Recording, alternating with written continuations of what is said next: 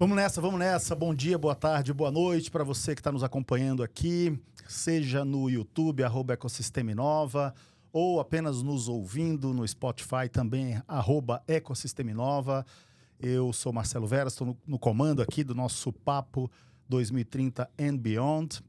Hoje, comemorando o 10º episódio. Parece que foi ontem, né, Luiz? Já gravamos vários, mas hoje vamos aqui para o 10º episódio com um convidado super especial, que daqui a pouco eu apresento. Só relembrando, nosso podcast tem como objetivo tratar dos temas mais relevantes e sempre com farol apontado para o ano de 2030 and Beyond, como o próprio nome diz. Vocês estão vendo aqui 3 coisas maravilhosas aqui do meu lado. A gente está aqui na Rua Olimpíadas, na Vila Olímpia, e almoçando ali embaixo a gente encontra a Kátia, nossa ex-aluna, uma querida que trabalha na Diageo, que está aqui no andar de cima, e olha só o que ela descobriu, que a gente ia ficar a tarde toda, mandou de presente aqui, mas nós não vamos beber durante o podcast, eu prometo. Vamos começar então, gente. Hoje o tema é consultoria de negócios, e ninguém melhor, nenhuma marca melhor para debater o futuro da consultoria de negócios, como dos nossos grandes amigos da Falcone, professor Falcone, uma referência em gestão, em consultoria. E a gente está aqui com o CEO da Falcone, o Alexandre, que está quase 23 anos na Falcone, já passou por tudo. Exato. E recentemente, Alexandre assumiu como CEO da organização. Muito obrigado, seja muito bem-vindo. Começar chutando a bola para o Luiz, né? O Luiz está aqui representando o especialista em tendências e futuro, bota a bola quicando para depois o Alexandre marcar o gol. Caro Rasquilha, me conte, hoje você não está de colete da Faria Lima, porque está um calor danado aqui em São Paulo. Inverno de São Paulo, mas está um calor danado. É isso aí. Começa então, meu caro. A Farol para 2030, como é que você está vendo aí essa camada importante de suporte à gestão chamada consultoria? Bom, boa tarde, bom dia, boa tarde, boa noite, né? Quem está seguindo. Ribas, obrigado primeiro pela tua disponibilidade. Aceita a tua agenda, né? A gente tem trabalhado junto a algumas coisinhas, a gente sabe a agenda do Ribas.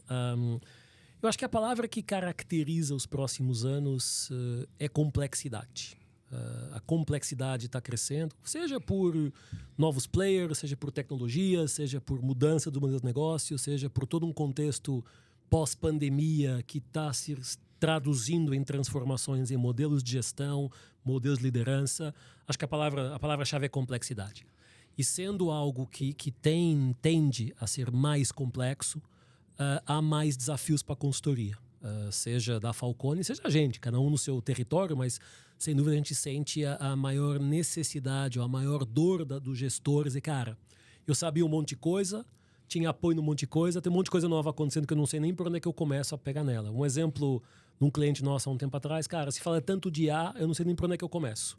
Começo por fazer um departamento, por contratar um gestor, por trazer uma empresa de consultoria, não sei nem como é que eu pego, quem é que me ajuda nesta conversa. Então, acho que a palavra complexidade é a que caracteriza, de certa forma, o negócio, e as consultorias e as empresas de consultoria, os serviços de consultoria, eu acho que estão mais digitais ou menos digitais, não está em causa neste momento, estão sendo confrontados com maiores desafios e maiores perguntas de complexidade. Eu acho que isso é um bom pano de fundo para começar a conversa, colocando em causa, fazendo a provocação, metodologias e abordagens ditas mais tradicionais, tá? Que de alguma forma nos trouxeram até aqui, mas que estão agora dizendo, será que é da mesma forma que eu vou resolver problemas? Como é que eu vou tratar essa complexidade com metodologias ou com ferramentas que de alguma forma começam algumas a ser questionadas, algumas a ser abandonadas e muitas novas serem criadas sem ainda termos, pegando aqui o direito, né? Sem termos de jurisprudência para dizer, é esta mesmo que vai te resolver. Então acho que para a primeira provocação fica aí. Legal. Ribas, bem-vindo, meu caro. Faço minhas as palavras do Luiz também. Muito obrigado pelo seu tempo, por estar com a gente. Como é que você está vendo aí? Porque, esse lance essa carreira, né, em consultoria, a carreira de consultor, ela começa a ganhar tração depois da Segunda Guerra Mundial, com aquela quantidade gigantesca de ferramenta brotando do chão todo dia, sempre para ajudar as organizações, seja a entender um determinado problema ou tomar uma determinada decisão. Com o farol para 2030 aí, vocês estão no meio do olho do furacão. Qual é a sua visão aí para esse setor? Legal. Primeiramente, obrigado, Luiz, pelo convite. Obrigado, Marcelo, pela oportunidade de estar aqui com vocês. Bons pontos, boas provocações. Eu queria antes colocar em um pouco de perspectiva, tá? A questão do mercado de consultoria. e serviços profissionais. Né? Na prática, quando a gente volta algumas décadas, tá? Eu vou fazer essa retrospectiva porque eu acho que isso vai conectar um pouquinho o que a gente está falando lá para frente. Quando a gente volta algumas décadas, o acesso ao conhecimento era restrito. Tá? E o surgimento das grandes empresas de serviços profissionais, principalmente consultorias, ela se dá justamente nesse momento, onde o conhecimento ele é restrito a poucos, ele não circula na velocidade que hoje ele circula, ele não é transmitido e divulgado, e quem tem a capacidade de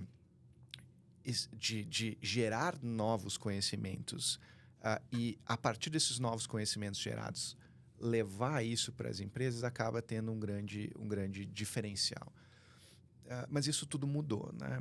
A gente, principalmente com a chegada da internet lá final dos anos 80 e início dos anos 90, hoje o acesso ao conhecimento ele não é determinante. No passado, e aí você falou principalmente da perspectiva pós-guerra, quando você tinha um conhecimento diferenciado e você aplicava, até esse conhecimento chegar em outro lugar levava tempo, e esse tempo era vantagem competitiva. Aliás, tempo sempre vai estar associado à vantagem competitiva. Sim. Essa é uma palavra muito importante, né? Quem faz antes tem vantagem competitiva.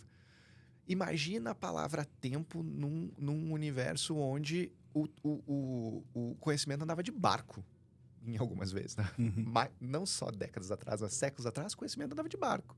Você descobrir alguma coisa nova na Europa, tinha que ir de barco para os Estados Unidos, tinha que ir de barco para outro lugar. Então, quem detinha esse conhecimento, detinha o poder, né? Poder econômico. Né?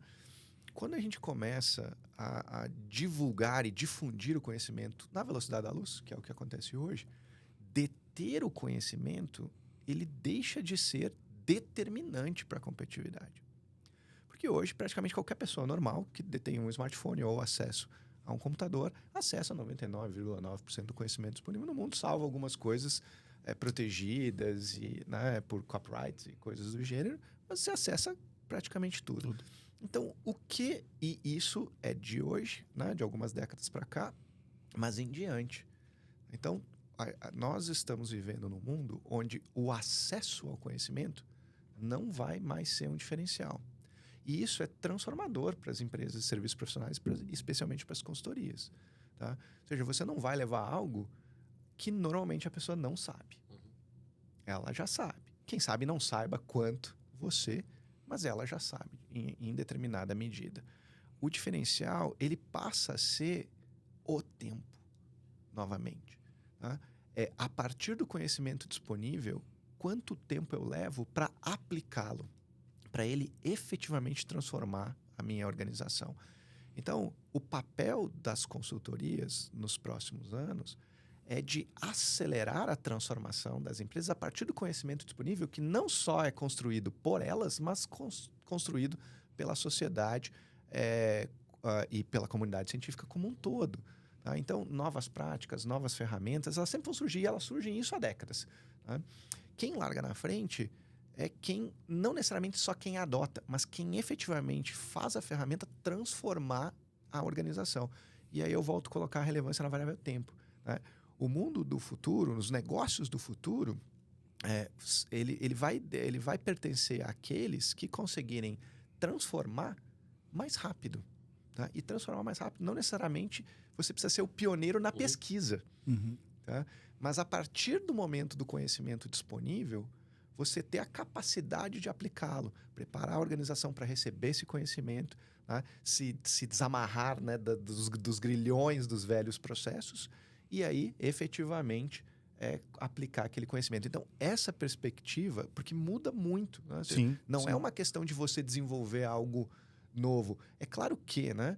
E a gente até estava conversando um pouquinho isso antes, a disputa do desenvolvimento de coisas novas, ela sempre vai ficar restrita a empresas com grande capital disponível. Tá? Então, é igual à inteligência artificial que o Luiz comentou. Tá? Hoje, os LLMs, né? Os Large Language Models, né? E as modelagens baseadas em Machine Learning e algoritmos, e várias empresas estão construindo, normalmente aquelas que fazem os melhores, as AI generativas, por exemplo. Tá? há uma tendência que isso se resuma a 4, 5, 6 grandes players que vão investir bilhões de dólares para treinar em trilhões de linhas os seus modelos. Porque o modelo melhor, ele só se torna melhor a partir do treinamento.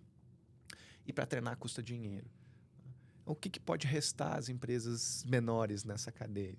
Utilizar melhor essas modelagens para os seus processos. Treinar os LLMs de mercado, por assim dizer, nos seus data lakes, né, para responderem melhor às suas necessidades. Tentar brigar nesse nível de gasto, bom, é possível, mas é caro. Não é para qualquer um. Não é para qualquer um.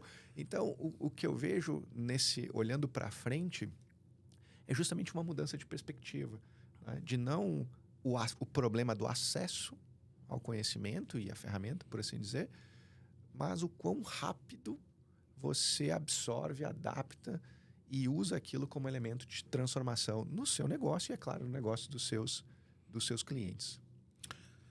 Eu queria botar uma bola para vocês dois, começar pelo Luiz, porque é interessante, né, esse ponto de vista. Se a gente pegar desde a Grécia Antiga, são 28 séculos, aproximadamente, de relações verticais. E nós estamos há 3 décadas, chegada da internet, de estruturas de relações sociais horizontais. Isso dá um poder gigantesco às pessoas, isso democratiza tudo, e dentre eles o conhecimento, Ribas, como você fala. Mas o meu ponto é assim, nós que estamos na academia, a gente sabe, a academia e as empresas de serviços profissionais, as consultorias e tal, a chancela, às vezes, do método é muito importante, né? Então, tem até hora que a vaidade passa da conta, né? Então, coisas que já se fazia 30 anos atrás, mas agora ganha um nome bonitinho, então aí alguém vende como sendo autoral aquilo, e você vai cavar, aquilo já era uma prática há bastante tempo.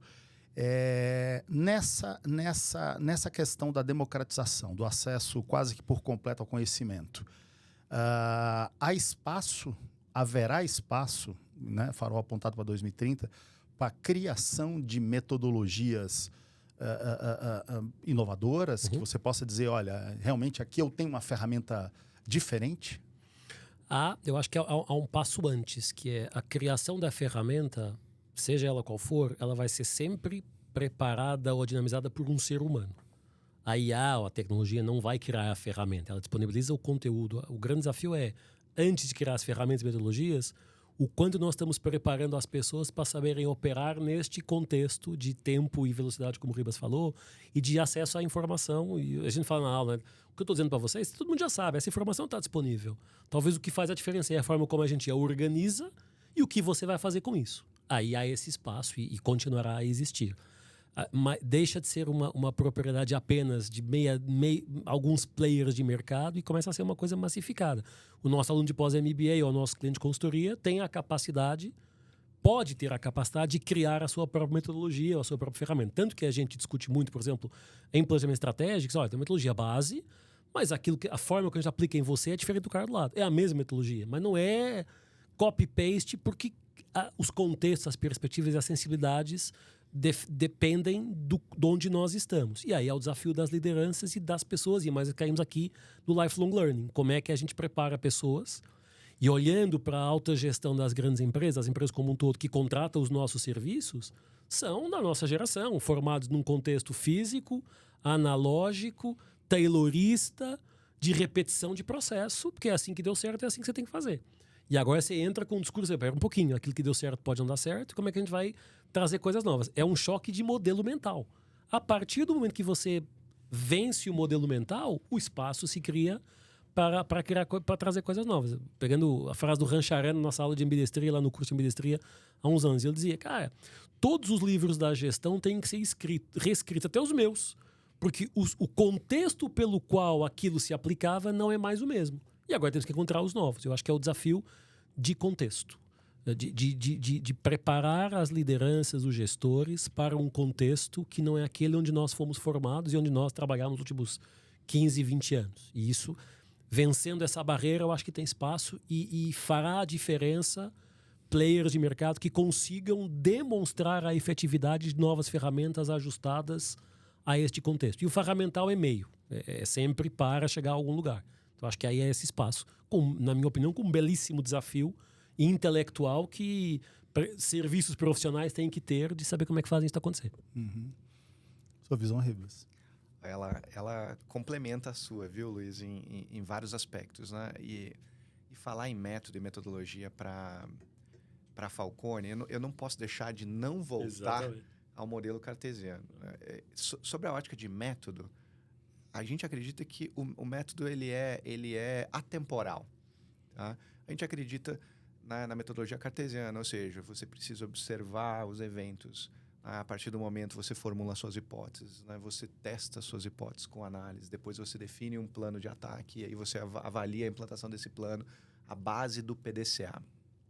Agora, o PDCA aplicado na década de 50 e o PDCA aplicado em 2030, você terá uma diferença gigante em relação às ferramentas. Tá? O que a gente acredita muito as ferramentas elas continuarão acelerando muito. Todo dia surgem novas ferramentas de análise, tá? Novas ferramentas. Quando a gente fala em plano de ação, né, a gente sempre acredita que tem uma pessoa agindo. Tá? Hoje, os modelos, modelagens a partir de machine learning, por exemplo, você já tem abordagens prescritivas conectadas com ERPs ou atuadores que o dado ele é analisado pelo algoritmo, o algoritmo prevê, conclui, define o que deve ser feito e ele atua no processo. Ou seja, você tem todo o PDCA circulando dentro de uma modelagem e ela praticamente interfere no seu processo a partir daquilo sem você ter que botar alguém para extrair o dado, para fazer uma análise, para fazer um próprio plano de ação. Então, há uma tendência muito grande das ferramentas se modernizarem e auxiliarem a metodologia, ao método, ao modelo cartesiano, a ficar acelerando cada vez mais rápido. Eu diria, se a gente for olhar a própria lógica de metodologias ágeis, né, ela é uma evolução do modelo cartesiano. Sim. Né? Ela é uma lógica diferente e é óbvio, isso sempre vai surgir, né, dado a necessidade do dinamismo dos mercados e o contexto dos negócios. Tá? Então, eu acredito muito mais em aprimoramento das metodologias, tá? E uma transformação brutal das ferramentas. Tá? Que as metodologias elas vão mudando a lógica do contexto, mas a essência delas ela sempre se mantém. Isso, pelo menos, a gente vê nas últimas 50, 60 décadas. Né? Elas se aprimoram dado o contexto do negócio. Agora, as ferramentas, essas sim, elas são incomparáveis. Né? Eu lembro uma época quando a gente utilizou o Minitab para fazer análises mais complexas. Nossa, isso era o que existia de mais tecnológico para fazer análise de grandes volumes de dados. Né? Hoje até o próprio Excel usa a mesma quantidade, ele tem já essa capacidade de processamento. E, poxa vida, e existem N outras ferramentas muito mais capazes de processar uma quantidade gigantesca de dados. Então, eu acho que ferramentas que comem dados, né? E elas despejam predições e prescrições, sejam qualquer que seja a natureza dessas ferramentas, essas sim vão transformar muito, porque elas vão tirar energia que as pessoas colocam nessas análises e elas vão fazer essas conclusões. Óbvio que elas precisam ser treinadas nos processos e pelas pessoas, mas isso é transformador. E aí e agora, qual que é a perspectiva do tempo para isso? Né? Em quanto tempo?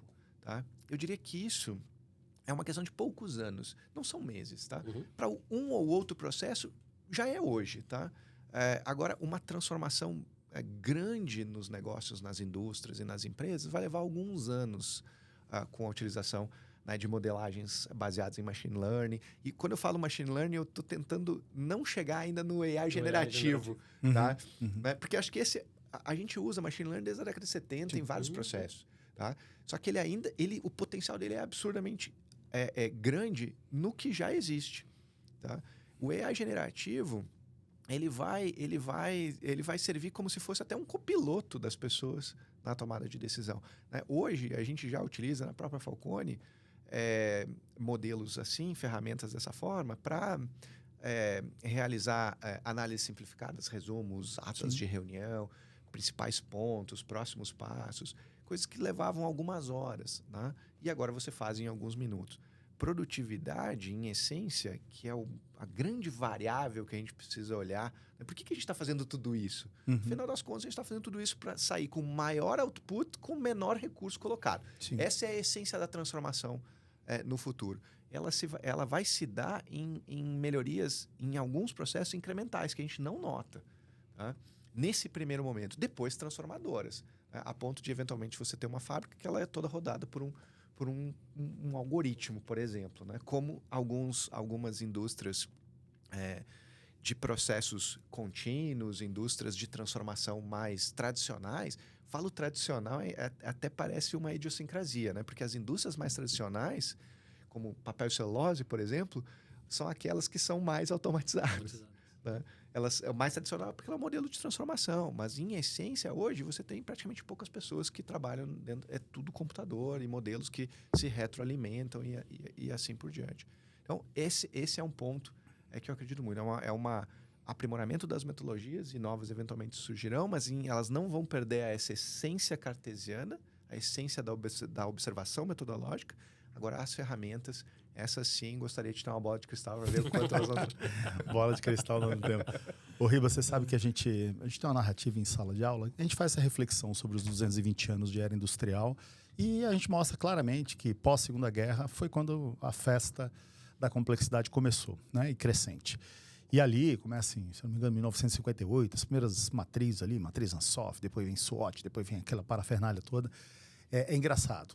Brotando ferramenta do chão, surge a nova carreira de consultor, ali pós-Segunda Guerra. 30 anos atrás, aqui no Brasil, aproximadamente, uma outra camada de suporte à gestão, os conselhos, os boards. Nós temos uma tese que nós escrevemos no ano passado, de mais uma camada que está aí, fortíssima, que é a advising. Então, assim, nível de complexidade subindo, crescendo, camadas de suporte à gestão acompanhando e surgindo. Olhando só sobre esse prisma, e apontando o farol para 2030 and beyond, nota-se, concluiria-se claramente que a relevância das empresas de consultoria vai crescer. Se a gente olha sobre a outra perspectiva que você trouxe aqui, de disponibilidade irrestrita de conhecimento, você pode uma IA generativa e toda essa parafernália toda aí de inteligência artificial, talvez a gente possa enxergar sobre um outro prisma. Luiz, relevância das empresas de consultoria, cresce ou diminui? Depende. Resposta de consultor, né? Depende. E depende do quê? Do que elas vão fazer.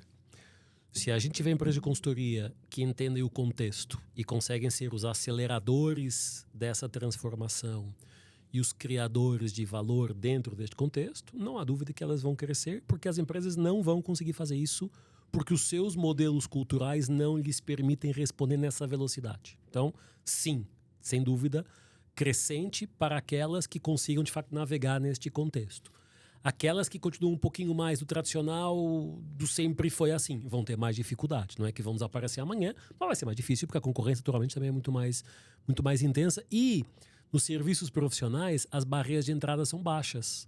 Então, o cara que sai da Falcone, o cara que sai da Inova, pode fazer uma empresa de consultoria ele próprio, usando toda a cultura, todo o conhecimento incorporado, seja da Falcone, de qualquer empresa de consultoria. Então, a barreira é baixa e no mercado nos mercados onde a complexidade aumenta, a busca por essas pessoas também tende a aumentar. Então, seja para conselho, seja para advising, que é a nossa nova tese e que está se confirmando, hoje de manhã mais uma empresa ligando, cara, precisa de um advisor especialista num tema específico, há espaço para crescer. Agora, há espaço para crescer, há espaço para ser relevante, mas as empresas de consultoria de serviço também têm que se transformar. Ou seja, não é só chegar no cliente com o discurso que você tem que se transformar, deixa eu te ajudar, é como é que eu me transformei para ser relevante para eles. Não é isso, é mais do mesmo e fica difícil de conseguir metrificar o resultado. Porque a métrica é fundamental aqui, Falcone nos ensina isso muito bem, que resultado, métrica, temos que ter lá a coisa para saber como é que mede o que você fez. Então, acho que o desafio tá aí. No final do dia, sim, desde que as empresas e os profissionais, naturalmente, as empresas são pessoas, se ajustem e se preparem para este contexto, que tem as suas dificuldades, naturalmente. E dependendo das gerações que estão nas linhas de decisão, também é diferente a forma de abordar essa conversa.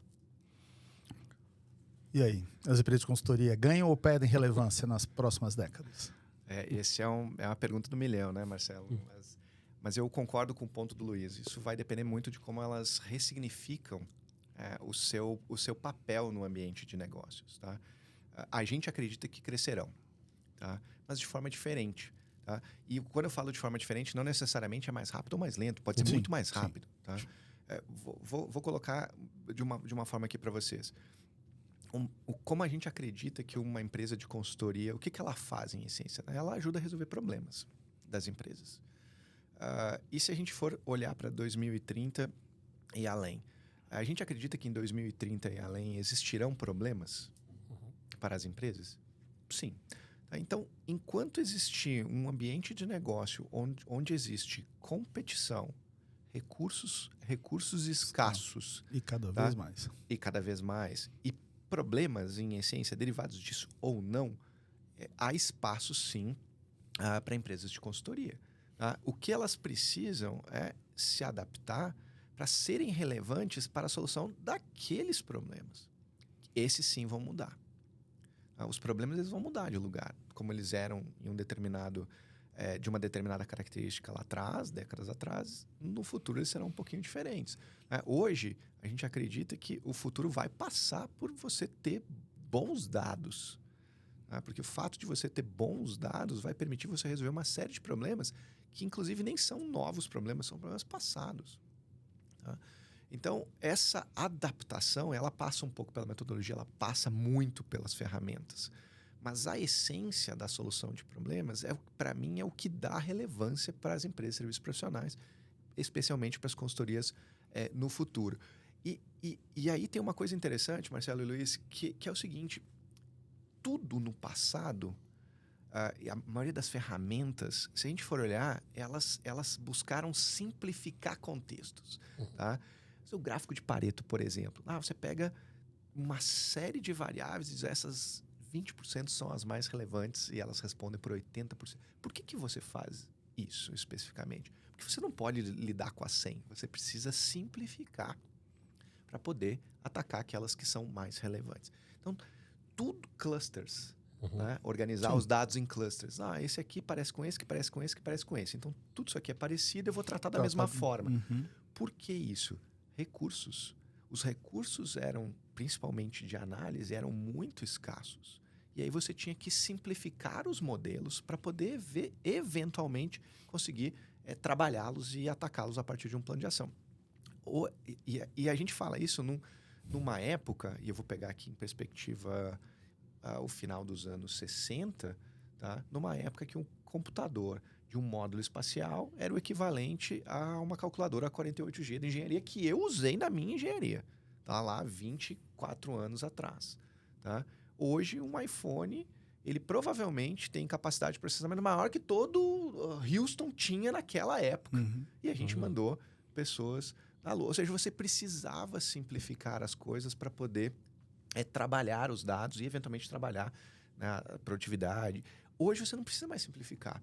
Hoje, cada dado único pode ter uma ação única. E você nem vai ficar sabendo qual é, porque uma análise foi feita por um algoritmo e ele depois define qual é a ação que tem que ser tomada naquilo. Tá? Então, você não precisa... a gente fala assim, cada pessoa é única. No passado, a gente falava isso, mas não agia dessa forma. Hoje, a gente pode agir. Cada pessoa é única, cada consumidor é único. E eu posso trabalhar cada um na sua individualidade. Nos seus hábitos de consumo, na forma como ele interage na minha companhia. Eu posso ter experiências personalizadas. E isso tudo, tá? Ela é uma forma diferente de olhar um mesmo problema. Tá? Problema de produtividade, problema de atendimento ao cliente, de experiência do cliente. Então, o mundo vai mudar muito. Agora, as companhias, principalmente as consultorias, que entenderem, né, que esse aumento da complexidade, ele não vai sumir os problemas, muito pelo contrário, os problemas ficarão maiores e mais complexos. Eu só preciso adaptar como é que você vai endereçá-los. Então, o mundo que eu olho para frente é um mundo onde as consultorias elas vão precisar ser ressignificadas, mas elas, na nossa perspectiva, se tornarão mais relevantes em vários aspectos. Tá? E aí a gente não vai falar nem das grandes, porque as grandes estão vivendo outros contextos históricos. Né? Inclusive, a gente tem acompanhado, mas ali acho que a ressignificação precisa ser um pouco maior, mas em outros termos, né? Não relacionados a essas transformações.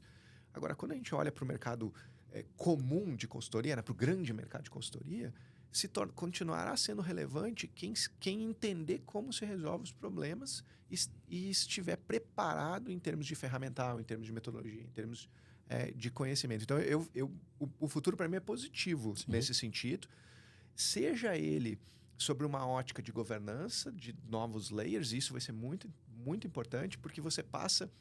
Lembra que eu comentei lá sobre o conhecimento disponível, né? Todo conhecimento passa a ser disponível para todo mundo. Tá bom, e agora qual desses conhecimentos são relevantes?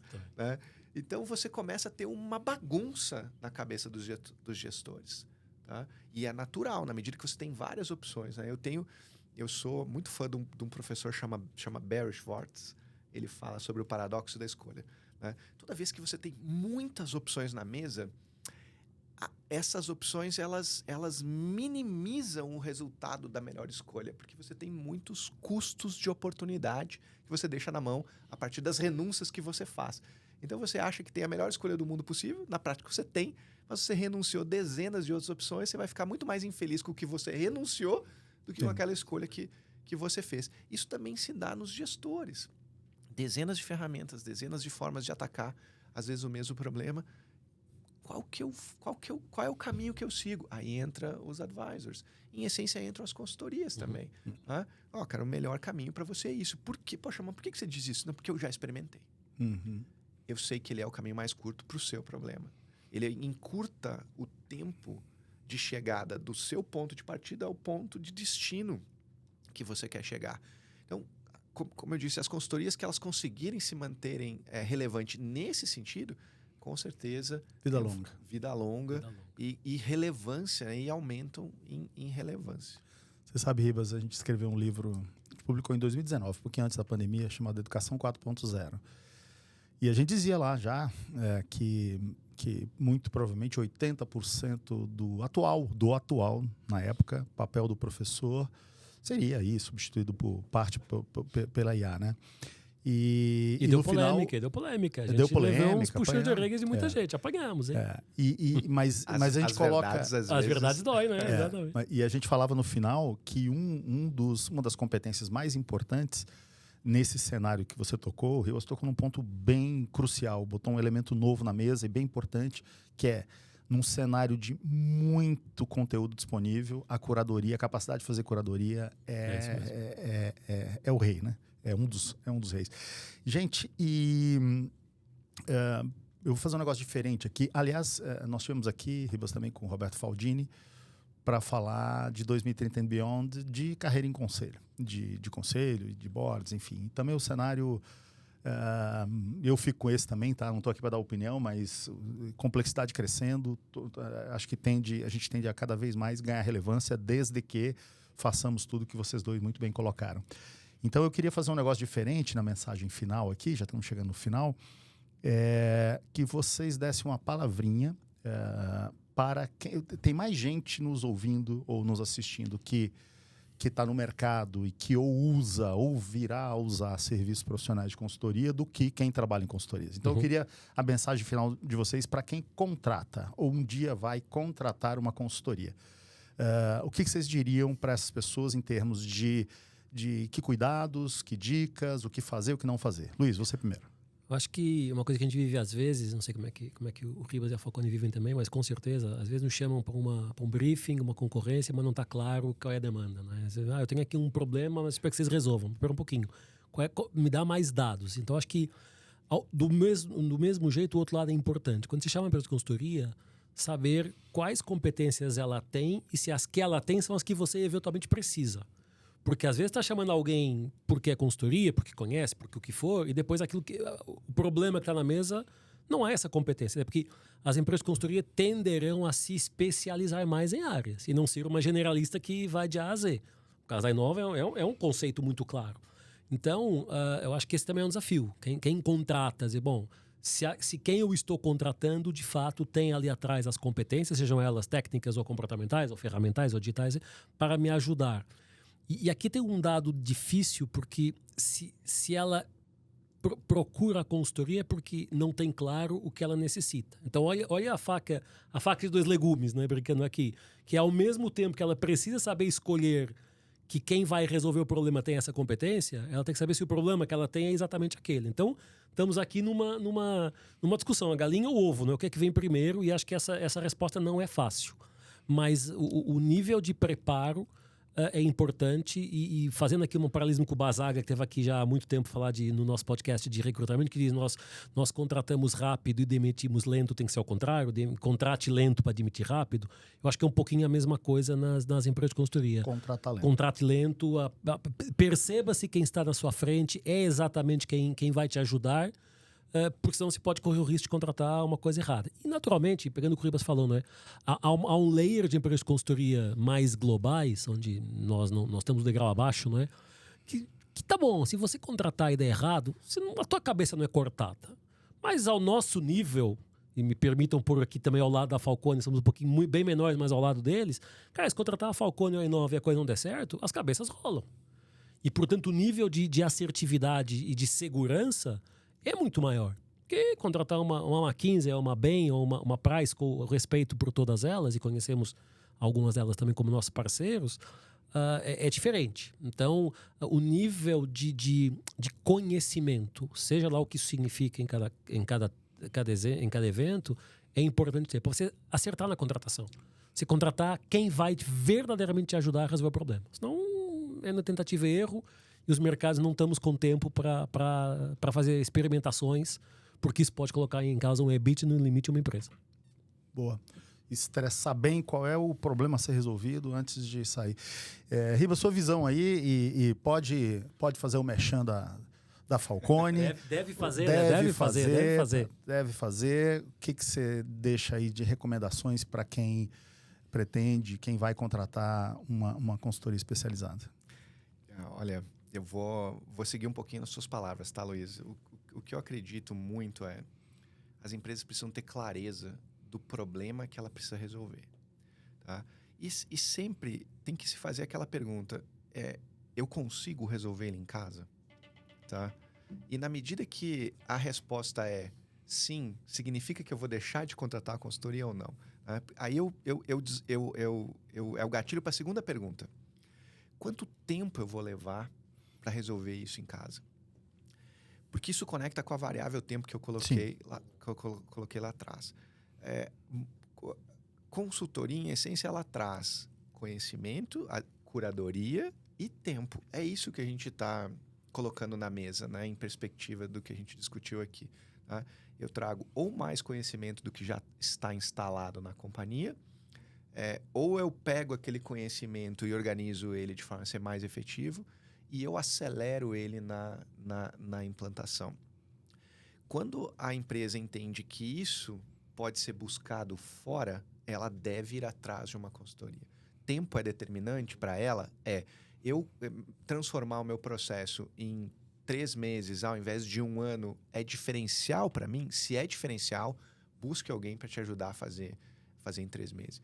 Ah, mas é impossível fazer. É impossível com o conhecimento que você tem em casa. Alguém já fez. Uhum. Tá? Se alguém já fez, busca esse alguém. Às vezes, não é nem necessariamente uma consultoria. Às vezes, pode buscar alguém, busca um especialista e coloca. Né? Consultoria, normalmente, ela trabalha problemas que envolvem disciplinas mais complexas, maiores, correlatas. Né? Você precisa de uma força, uma atração maior.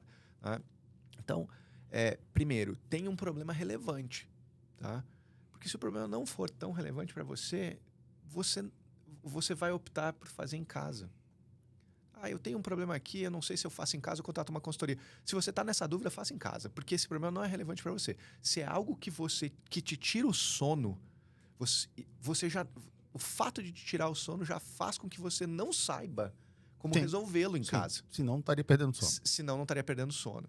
Então, te tira o sono, ele é relevante, chama alguém. Chama alguém para discutir sobre o problema, para entender o background, o track record, a quilometragem que essa empresa tem em relação a esse problema específico. Mas, olha, a gente consegue trabalhar isso muito menos tempo. Você vai dormir melhor, muito mais rápido do que se tentasse fazer em casa. E o fato de reduzir esse tempo de transformação, isso é dinheiro. Tá? Isso reflete no negócio, tem que refletir no negócio. Então, quando eu falo tem um problema relevante, ele precisa ser relevante financeiramente para a organização. Tá? Ou qualquer outra variável que for determinante finalística para aquela empresa. Porque às vezes é uma organização do terceiro setor, por exemplo, resultados financeiros não são determinantes, né? Mas o seu fim, em relação ao seu fim, em relação ao seu propósito, esse problema precisa ser relevante. E pense o seguinte, né? Uma boa consultoria, ela sempre parte da premissa que existe muito conhecimento instalado em casa, né? E nas organizações. Né? Porque se chegar lá e dizer, isso, você tem que fazer assim, assado. Né?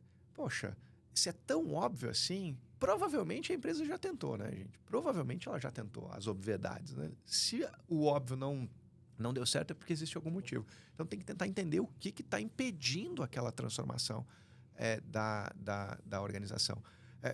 Algo que vale a pena colocar aqui também é o seguinte, né? É óbvio que em serviços profissionais existem variações de honorários gigantes, né? Desde as grandes empresas internacionais a empresas de consultoria pequenas. Né? Agora, a gente escuta bastante assim, eles vão fazer exatamente a mesma coisa que vocês por metade do preço. Né? Falei, poxa vida, mas será que existe mágica assim? Né? Às vezes não é a mesma coisa. Né? Às vezes não é a mesma coisa. Né?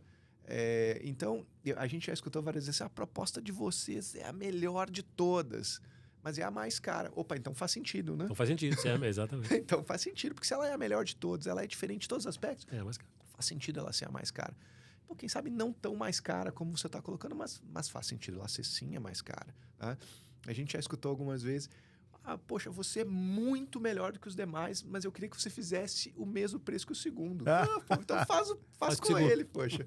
Né? Que ele vai te entregar aquilo que Então, assim, a segunda dica, né? Além do problema claro e um problema relevante, né? Entenda que para problemas relevantes, alguns esforços também são relevantes. Tá? Não existe mágica na transformação. Se você quer buscar dezenas de milhões de reais adicionais no seu resultado e eu quero aplicar dinheiro de pinga, não vai ser difícil. Vai ser difícil. Você vai precisar investir. Tá? Então, escolha bem onde você vai investir e qual é a empresa que vai estar com você. Tá? Quilometragem, né? Credibilidade, experiência no setor, experiência na metodologia, resultados. Peça para ver os resultados pregressos. Né? Você já fez isso? Já fiz. Aonde? Nessas empresas. Quais são os resultados que foram alcançados? Foram esses. Isso ajuda muito na hora de tangibilizar. Né? E outra coisa, aí fazendo um pouquinho do merchan da Falcone, tá? Vamos lembrar, o conhecimento ele está passando por esse momento de comoditização, né? De estar 100% disponível para praticamente todo mundo. O grande diferencial, e a gente havia comentado lá atrás, é quem tem capacidade de efetivamente aplicar. Pega esse conhecimento e coloca ele para acelerar a roda. Tá? Esse vai ser o grande diferencial. Esse é um grande diferencial da Falcone, justamente pegar e aplicar isso nas empresas, a transformar, a execução, a gente chama. Poxa, vocês são reconhecidos na transformação, na execução. Né? Isso é um diferencial muito importante, porque ao final de um determinado projeto, você vê a roda acelerando mais rápido. E aí entram as métricas que o Luiz comentou. Defina uma métrica clara e avalie se ela está acelerando mais do que estava antes. É super simples. E se esse incremento de velocidade ele é maior ou algumas vezes maior do que o investimento que foi colocado, ele já valeu a pena. Pois é, gente. Olha só, o tempo voa. Quase 45 minutos de podcast. Esse é o Alexandre Ribas, CEO da Falcone, que nos deu a honra de estar aqui com a gente nesse 10º episódio 2030 and Beyond. Alexandre, muito obrigado. Se algum dia, como eu sempre disse, a gente puder retribuir de alguma forma a sua generosidade de estar aqui com a gente, de compartilhar tanto conhecimento com tanta gente que vai assistir o nosso podcast, só nos deixe saber que a gente adoraria retribuir de alguma forma. Luiz Lasquilha, muito obrigado pelas suas intervenções aqui também. Obrigado. Hoje sem o colete Faria Lima, porque tá quente aqui. E com isso a gente encerra o nosso 10º episódio do podcast 2030 and Beyond. Agradecendo mais uma vez ao Alexandre Ribas, CEO da Falcone. Até uma próxima oportunidade. Um abraço. Obrigado, Marcelo. Obrigado, Luiz.